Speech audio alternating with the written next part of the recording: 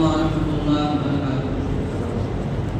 إن الحمد لله نحمده ونستعينه ونستغفره ونؤمن به ونتوكل عليه فنعوذ بالله من شرور أنفسنا وسيئات أعمالنا من يهده الله فلا مضل له ومن يضلل فلا هادي له ونشهد أن لا إله إلا الله وحده لا شريك له ونشهد أن محمدا عبد الله ورسوله صلوات الله وسلامه عليه وعلى آله الطيبين وأصحابه الطاهرين والتابعين فمن تبعهم بإحسان إلى يوم الدين. أما بعد فقد قال الله تعالى في القرآن الكريم: فأعوذ بالله من الشيطان الرجيم بسم الله الرحمن الرحيم وأذن في الناس بالحج يأتوك رجالا وعلى كل ضامر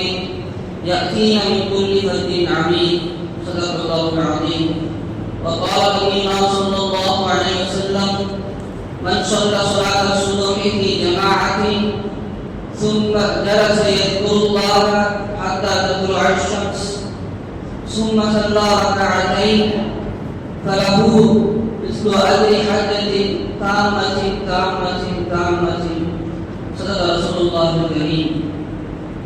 புகழ்ச்சியும் ஏக வல்லவனான அல்லாஹ்வுடைய பெயருக்காக சாந்தியும் சமாதானமும் கண்மணி நாயகம் ஸல்லல்லாஹு அலைஹி வஸல்லம் அவர்கள் மீதும் அன்னாரை வழுவாது தழுவாது பின்பற்றிய சத்திய சஹாபாக்கள் தபிஈன்கள் தபிஈன்கள் மீதும் மேலும் இங்கு கூடியிருக்கும் நம் அனைவரின் மீதும் என்றென்றும் என்று நிகழ்த்துமாக. ஆமீன். கண்ணியமிக்க அல்லாஹ்வின் நல்லடியார்களே, ஒரு புனிதமான மாதத்திலே நாம் வீற்றிருக்கிறோம். அல்ஹம்துலில்லாஹ்.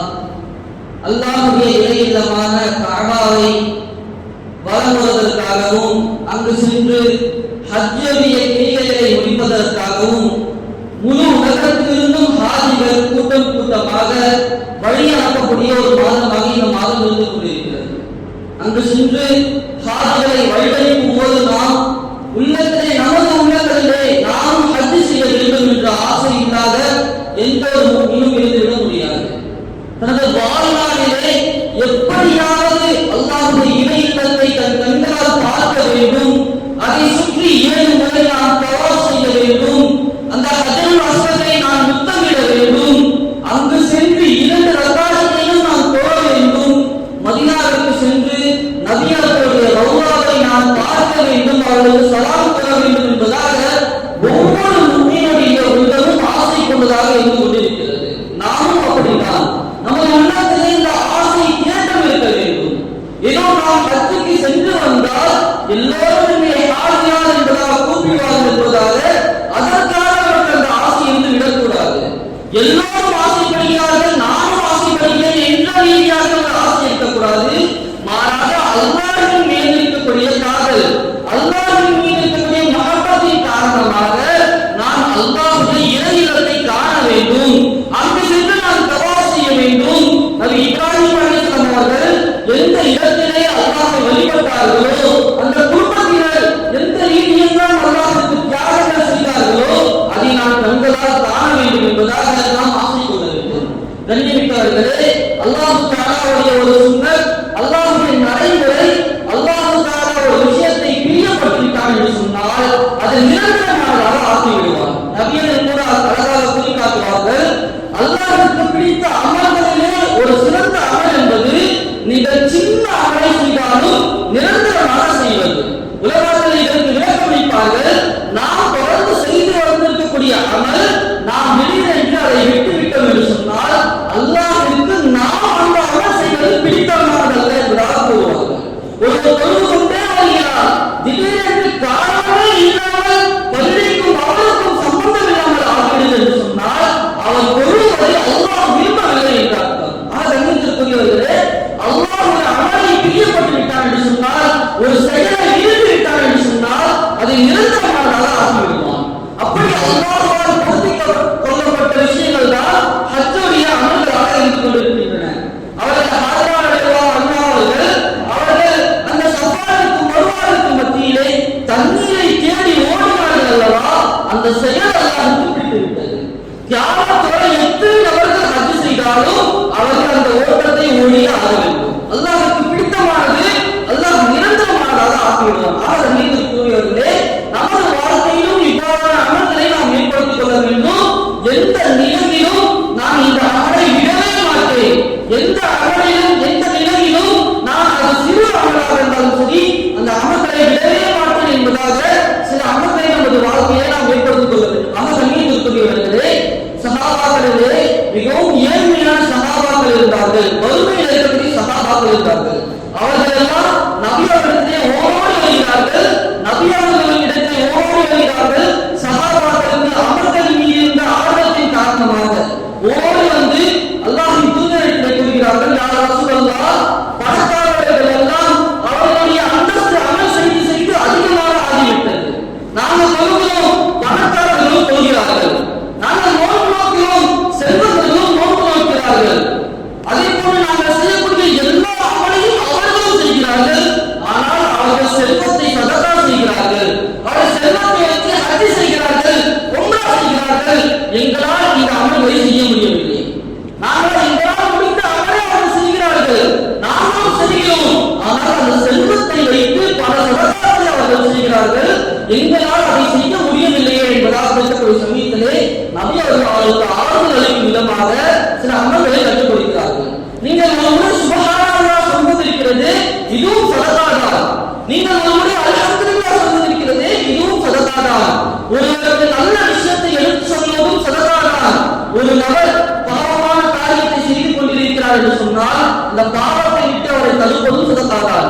இது போன்ற ஒவ்வொரு அமலும் நீங்கள் செய்யக்கூடிய அமல்களுக்கு எல்லாம் சதகாவுடைய நன்மை கிடைக்கும். எனவே நீங்கள் அதிகமாக இந்த அமல்களை செய்துவார்கள் என்பதாக சஹாபாக்களுக்கு நபி ஸல்லல்லாஹு அலைஹி வஸல்லம் வற்புறுத்தி அளிக்கிறார்கள். ஆக சகோதரர்களே, நாமும் ஆசைப்பட வேண்டும். செல்வந்தர்கள் எல்லாம் ஹஜ்ஜுக்கு செல்கிறார்கள், ஏழை இளைஞர் ஹஜ்ஜுக்கு செல்ல முடியாது என்பது ஒன்றும் கிடையாது. கண்ணியமிக்கவர்களே, எத்தனையோ செல்வந்தர்கள் காசு பணங்கள் கோடிக்கணக்காக இருந்தாலும் கூட ஹஜ் செய்யாத நிலையில் யோகானவர்கள் பல நபர்கள் இருந்து கொண்டிருக்கிறார்கள். அதே போல் எத்தனையோ ஏழைகள், கஷ்டத்தில் இருக்கக்கூடிய வறுமையில் இருக்கக்கூடிய நபர்கள் கஷ்டத்தில் இருந்தாலும் கூட அவர்கள் ஹஜ் செய்தவர்களாக நாம் பார்த்து கொண்டிருக்கிறோம். எத்தனையோ அவர்களை நாம் பார்க்கிறோம். சில ஒரு ஆணின் அவருடைய இடத்தில் சென்று பார்த்தது, அவர்கள் ஹஜ்ஜுக்கு செல்ல வேண்டும் என்ற நியத்திலே ஒரு உண்டியலை தயார் செய்து வைத்திருக்கிறார்கள். தனது வருமானத்திலே ஒரு பகுதியை மாதம் மாதம் அதிலே சேகரித்துக் கொண்டே வருகிறார்கள். இது போன்று 10 வருடமாக அவர்கள் செய்து வருகிறார்கள். வறுமை இருந்தாலும் கூட எப்படியாவது அல்லாஹ்வுடைய இல்லத்தை நான் ஹஜ் செய்து விட வேண்டும் என்ற எண்ணம், அந்த எண்ணத்தின் காரணமாக சிறு சிறு தொகைகளாக பல வருடங்களாக சேமித்து வைத்து ஹஜ்ஜுக்கு செல்லக்கூடிய ஏழைகளும் இந்த உலகத்திலே இருந்து கொண்டுதான் இருக்கிறார்கள். கண்ணியத்திற்குரியவர்களே, நபி ஸல்லல்லாஹு அலைஹி வஸல்லம் அவர்கள் எப்படி செல்வந்தர்களால் ஹஜ் செய்ய முடிகிறதோ அது போன்று நமக்கு ஆறுதலாக, வறியவர்களுக்கு, ஏழை எளிய மக்களுக்கு ஆறுதலாக ஹஜ் உங்களால் நேரில் சென்று செய்ய முடியவில்லையா, சில அமல்களை நீங்கள் செய்து வாருங்கள். சில அமல்களை நபியவர்கள் நமக்கு கற்றுக் கொடுக்கிறார்கள். இந்த அமலை நாம் செய்தோம் என்று சொன்னால் நாம் இருந்த இடத்திலேயே மிகப்பெரிய சிரமம் ஏதும் இல்லாமல் அந்த ஹஜ் செய்த நன்மையை அல்லாஹ் தான் நமக்கு தந்துவிடலாம். நபியவர்கள் கூறியிருக்கிறார்கள், சில அமல்கள், அந்த அமல்களை நாம் வாழ்க்கையை கடைபிடித்தோம் என்று சொன்னால் அங்கே நாம் ஹஜ்ஜுக்கு செல்லாமல் எந்த ஒரு சிரமம் இல்லாமல் இலகுவான முறையிலே அந்த ஹஜ் செய்யக்கூடிய ஹஜ்ஜுடைய நன்மையை அல்லாஹ் தான் நமக்கு தந்து விடுகிறான். அதிலே முதலாவதாக நாம் ஹஜ்ஜுக்கு செல்ல வேண்டும் என்பதாக இக்லாஸுடன் நியத் வைக்க வேண்டும். அதற்குண்டான நம்மால் செய்த முயற்சிகளை நாம் செய்ய வேண்டும். ஹஜ்ஜுக்கு போகணும் போகணும் சொல்லிக்கிட்டே அதற்குண்டான ஒரு சின்ன ஏற்பாடு கூட செய்யாமல் இருப்பது, இது மிகப்பெரிய கைசேதம். இது நம்மை ஏமாற்றுகிறது. உண்மையான நியத் நம்மிடத்தில் இருந்தது என்று சொன்னால், அதற்காக நாம் ஏங்கிக் கொண்டிருந்தோம் என்று சொன்னால், அதற்காக நாம் முயற்சிகளை செய்து கொண்டோம் என்று சொன்னால், அது சிறிய சிறிய முயற்சியாக இருந்தாலும் சரி, அல்லாஹ் தஆலா நியத்தின் அடிப்படையிலே ஹாஜிகளுக்கு எப்படி முழுமையான நன்மையை கொடுக்கிறானோ அந்த நன்மையை நமக்கு அல்லாஹ் தஆலா வழங்குகிறான். நபி ஸல்லல்லாஹு அலைஹி வஸல்லம் அவர்கள் போருக்கு செல்லக்கூடிய சமயத்திலே போருக்கு பல சஹாபாக்கள் வந்து விட்டார்கள். சில சஹாபாக்கள் போருக்காக ஏங்கிக் கொண்டிருக்கிறார்கள். அவரிடத்திலே போருக்கு வரக்கூடிய வாகனங்கள் இல்லை, போரில் தளவாடங்கள் இல்லை. ஆனால் எப்படியாவது அல்லாஹ்வுடைய பாதையில் நான் போக வேண்டும் என்ற ஆசை அவர்களிடத்திலே இருந்தது. வந்து நின்றார்கள், எங்களை அழைத்து செல்லுங்கள். நபி அவர்கள் எப்படியோ ஒரு வாகனத்தில் 2 நபர்கள் 3 நபர்கள் எல்லாம் ஏற்றி விட்டார்கள்.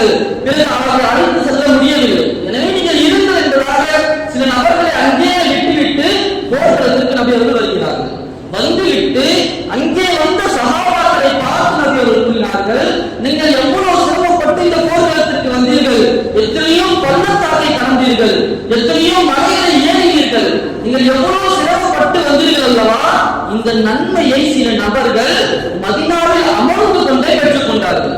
நீங்க இவ்வளவு சஃபருடைய கஷ்டத்தை நீங்க பட்டீங்க, அல்லாஹ்வுடைய பாதையை வர வேண்டும் என்று இவ்வளவு சிரமத்தை பற்றீங்க அல்லவா?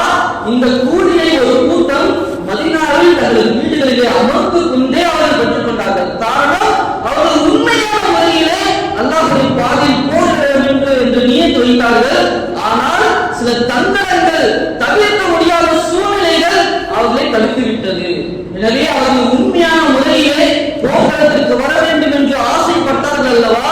அந்த உண்மையான நீயத்திற்கு கூலியாக அல்லாஹ் தஆலா உங்களுக்கு தரக்கூடிய அந்த கூலியை முழுவதுமாக அவருக்கு அல்லாஹ் தஆலா தருவான் என்பதாக கூறினார்கள். ஆகவே முதலாவது அமல் உண்மையான முறையிலே நான் அல்லாஹ்வுடைய காபாவை, அல்லாஹ்வுடைய இல்லத்தை சென்று நான் ஹஜ் செய்ய வேண்டும், உம்ரா செய்ய வேண்டும் என்பதாக உண்மையான முறையிலே இஸ்லாத்தாக நியத் வைப்பது, அதனுடைய வெளிப்பாடு, அதற்குண்டான முயற்சிகளை நாம் சிறு சிறு முயற்சிகளாக செய்வது. எத்தனையோ ஏழைகள் அந்த முயற்சியின் காரணமாக அல்லாஹ் தஆலாவுடைய உள்ளத்தில் இருக்கக்கூடிய உண்மையான ஆசையை அறிந்து கொண்டால் எத்தனையோ பரம ஏழையாக இருந்தாலும் சரி அவர்களை ஹஜ்ஜுக்கு அல்லாஹ் தஆலா அழைத்து சென்றார்.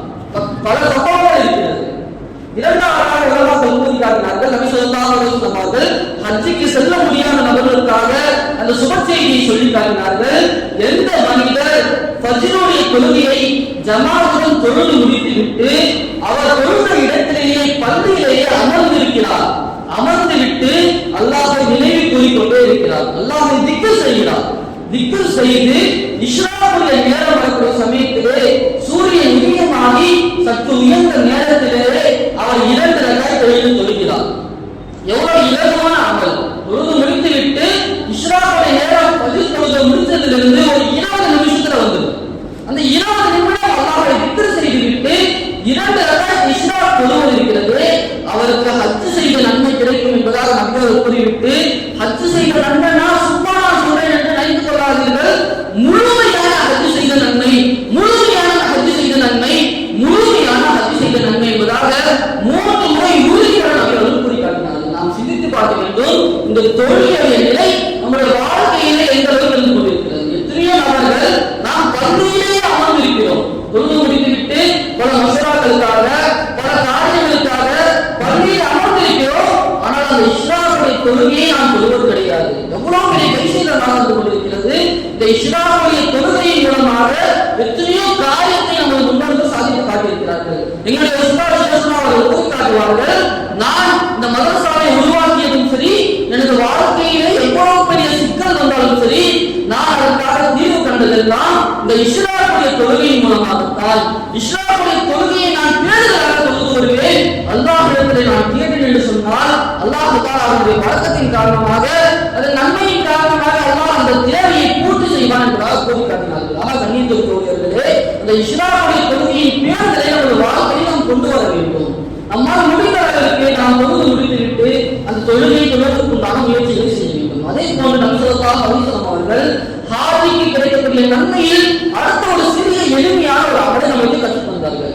எந்த நபர் ஃபர்து தொழுவதற்காக தனது வீட்டிலேயே உது செய்துவிட்டு அவர் பேசாமல் அமைதியான முறையிலே பள்ளியை நோக்கி நடந்து வருவாரோ, அவர் எந்த நபர் இஹ்ராம் அணிந்து கொண்டு ஹஜ்ஜுக்கு செல்வாரோ அவருக்கு ஒவ்வாறு ஆகிவிட்டார்.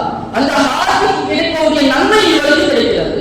வீட்டிலேயே நாம் தொழுவதற்காக உது செய்துவிட்டு பள்ளிக்கு நாம் கவனத்துடன் நடந்து வருகிறோம் என்று சொன்னால் இஹ்ராம் அணிந்து ஹஜ்ஜுக்கு செல்லக்கூடிய ஹாஜியுடைய நன்மையை அல்லாஹ் தருகிறான் என்பதாக நபி ஸல்லல்லாஹு அலைஹி வஸல்லம் கூறி காட்டினார்கள். இதெல்லாம் சிறிய சிறிய அமல், ஆனால் நம்முடைய அந்தஸ்தை அல்லாஹ்வுக்கு உயர்த்தக்கூடிய அமலாக இருந்து கொண்டிருக்கிறது. நாம் தொழுக வருகிறோம், அவசரத்திலே நாம் வந்து இங்கே பள்ளியில் உது செய்வதற்கு பதிலாக வீட்டிலேயே உது செய்துவிட்டு ஒரு கவனத்துடன் நான் அல்லாஹ்வின் தொழுவ போகிறேன் என்ற நீயத்துடன் நாம் நடந்து வருகிறோம் என்று சொன்னால் ஹதீஸிலே வந்திருக்கிறது, ஒவ்வொரு 8ற்கும் ஒரு நன்மையை அல்லாஹ் தஆலா உயர்த்துகிறார். நாம் எடுத்து வைக்கக்கூடிய ஒவ்வொரு 8ற்கும் ஒரு பாவத்தை அல்லாஹ் மன்னிக்கிறார். நாம் எடுத்து வைக்கக்கூடிய ஒவ்வொரு 8க்கும் அல்லாஹ் தஆலா நம்முடைய அந்தஸ்தை உயர்த்துகிறார். அது மட்டுமல்ல, எத்தனையோ சிறப்புகளை அவர்கள் தொழுகைக்கு நடந்து வருவதற்கு கூறியிருக்கிறார்கள். ஒரு நபர் பேசாமல் அமைதியாக தொழுகைக்கு வருகிறார் என்று சொன்னால், அவர் வருகிறார் என்று சொன்னால் அவருடைய பாவத்தை அல்லாஹ் தஆலா மன்னிக்கிறார்.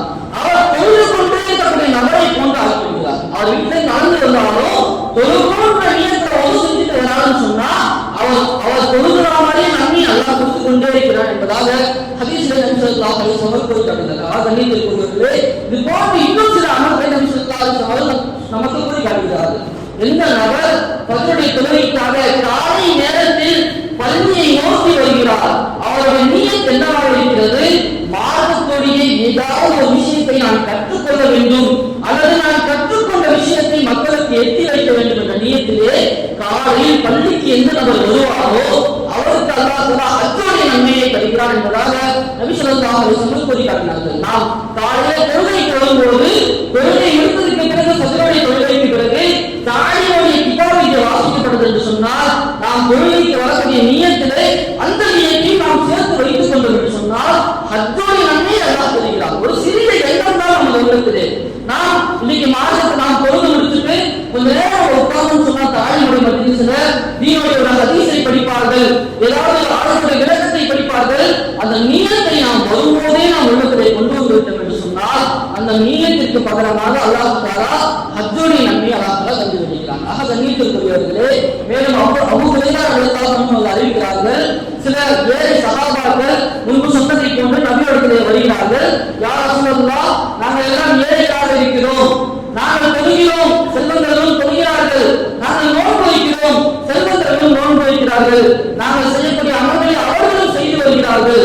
ஆனால் அவருடைய செல்வத்தை வைத்து சதகா செய்கிறார்கள், அவருடைய செல்வத்தை வைத்து ஹஜ் செய்கிறார்கள், உம்ரா செய்கிறார்கள். எங்களால் ஹஜ் செய்ய முடியவில்லை, எங்களால் உம்ரா செய்ய முடியவில்லை, எங்களுக்கு அதற்கு பகரமாக ஏதாவது ஒரு நன்மையை கூறுங்கள் என்றால் கேட்கக்கூடிய சமயத்திலே நபி ஸல்லல்லாஹு அலைஹி வஸல்லம் அவர்கள் திக்ரை பற்றி கூறினார்கள். நீங்கள் ஒவ்வொரு பகல் தொழுகைக்கு பிறகும் 33 முறை சுப்ஹானல்லாஹ், 33 முறை அல்ஹம்துலில்லாஹ், 33 முறை அல்லாஹ் அக்பர் என்பதாக நீங்கள் கூறி வாருங்கள் என்றார். கூறி அனுப்பினார். அல்லாஹ் கண்ணியத்திற்குரியவர்களே, ஒவ்வொரு பகலான தொழுகைக்கு பிறகும் இந்த திக்ரை நாம் முடிக்காமல் ஒரு பொழுதும் நம்ம இடத்துல இருந்து எழுந்து விடக்கூடாது. சாதாரண ஒரு அமல் ஹஜ் செய்வதற்கு ஒப்பான அமலாக இருந்து கொண்டிருக்கிறது. எந்த நிலையிலும் இந்த அமலை நமது வாழ்க்கையில விட்டுவிடக்கூடாது. சஹாபாக்கள் ஒரு அமலை செய்தார்கள் என்று சொன்னால் அந்த வாழ்க்கையிலே எந்த ஒரு நிலையிலும் அதை விட்டுவிட மாட்டார்கள். நம்ம எல்லாம் கேள்விப்பட்டிருப்போம் அலி ரலியல்லாஹு அன்ஹுடைய சம்பவம். அலி ரலியல்லாஹு அன்ஹு அவர்கள் ஃபாத்திமா ரலியல்லாஹு அன்ஹா அவர்களிடத்திலே நபி அவர்களிடத்திலே சென்று ஏதேனும் அடிமைகளை நீங்கள் வாங்கி வாருங்கள் உங்கள் வீட்டு வேலைக்காக என்றால் கேட்கக்கூடிய சமயத்திலே நபி அவர்கள் ஃபாத்திமா தஸ்பீஹ் என்பதாக சொல்லக்கூடிய அந்த திக்ரை கூறி அனுப்புகிறார்கள். இந்த தூங்குறதுக்கு முன்னாடி 33 தடவை சுப்ஹானல்லாஹ், 33 தடவை அல்ஹம்துலில்லாஹ், 34 தடவை அல்லாஹ் அக்பர் ஓதி தூங்குங்கன்னு சொல்லி அனுப்புறாங்க. இந்த திக்ரை பற்றி அறிவிக்கும் போது அலி ரலியல்லாஹு அன்ஹு அவர்கள் கூறுவார்கள், இந்த திக்ரை நபி அவர்கள் எப்பொழுது சொன்னார்களோ அன்று இரவு முதல் ஒரு நாள் கூட இந்த வாழ்க்கையை நான் விட்டதே இல்லை என்றாக கூறுவார்கள். உடனே அவருடைய மாணவர்கள் கேட்பார்கள், யா அலி ரலியல்லாஹு அன்ஹு அவர்களே, போர்க்களத்திலே நீங்கள் சிக்கி போர்க்களத்திலே நீங்கள் இருந்தீர்களே, இரவு பகலாக அந்த போர் நடந்தது, அந்த தினத்தில் கூட நீங்கள் இந்த அமலை விடவில்லையா என்றால் கேட்பார்கள். அப்போது அலி ரலியல்லாஹு அன்ஹு அவர்கள் கூறுவார்கள், சிஃபீன் போர்க்களத்திலும் கூட இந்த திக்ரை நான் இரவில் செய்யாமல் இருந்ததே இல்லை என்றாக கூறுவார்கள். சஹாபாக்கள் ஒரு அமலை செய்தார்கள் என்று சொன்னால் தனது வாழ்க்கையில் ஒரு பொழுதும் விடாதவர்களாக இருப்பார்கள். கண்ணியத்திற்குரியவர்களே, இது போன்ற சிறிய சிறிய அமல்களை நமது வாழ்க்கையிலே கொண்டு வர வேண்டும். எந்த நிலைமையிலும் இந்த அமல்களை நாம் விட்டுவிடக் கூடாது. இதன் மூலமாக அல்லாஹ் தஆலா எப்படி ஹாஜிகள் பல லட்சங்கள் செலவழித்து பல தலைப்புகளை மேற்கொண்டு பல சிறப்புகளை மேற்கொண்டு ஹஜ்ஜுக்கு செல்கிறார்களோ அந்த நன்மையை இது போன்ற சிறு சிறு செயல்களை அமல்களை செய்வதன் மூலமாகவும் நமக்கு தரக்கூடியவனாக இருக்கிறான். கண்ணியத்திற்குரியவர்களே, நாம் அனைவருக்கும் அல்லாஹ்வுடைய இணையமான காகாவை தரிசிக்கக்கூடிய பாக்கியமும் அதை சுற்றி வரக்கூடிய அங்கு சென்று தொழுது அழுது அல்லாஹ்விடத்தில் கேட்கக்கூடிய நபியாவுடைய ரவுதாவை சந்தித்து அங்கே நபியாவுக்கு சலாம் கூறக்கூடிய ஒரு பாக்கியத்தை அல்லாஹ் தஆலா நம் அனைவருக்கும் தந்து அருள் புரிவானாக. அதே போன்று நாம் சமீபமாக கேள்விப்பட்டிருக்கக்கூடிய சம்பவங்கள் நமக்கு மிகப்பெரிய